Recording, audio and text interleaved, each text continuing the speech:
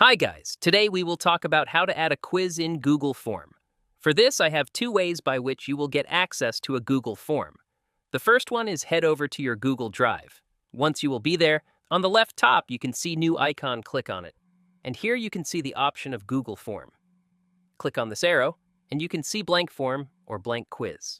If you click on the option blank quiz, you will be redirected to the quiz where you can learn about quizzes in the Google Form.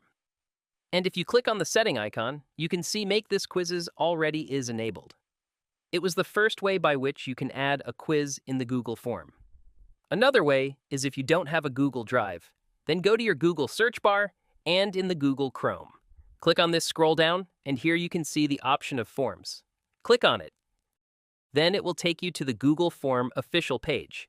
Click on the option Blank Form here before adding anything. Just tap on the option settings and turn on this feature. Make this form quiz once it will be enabled. Below you can do multiple settings once it will be enabled.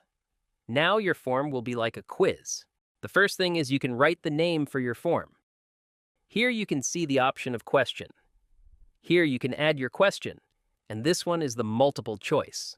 Click on it, and here you can also select more like short answers, paragraph, or multiple choice. I will let it on multiple choice.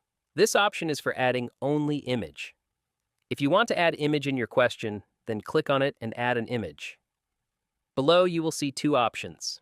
This one is option 1, and here if I click on it, another option will be enabled. In order to add more, you have to tap on the option, add another, and by doing this, you can add as much answer as you want.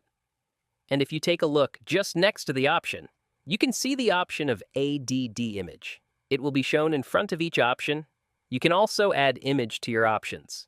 So now write anything as you want. And once you think it's done, click on the option Publish, and publish it, and that's it.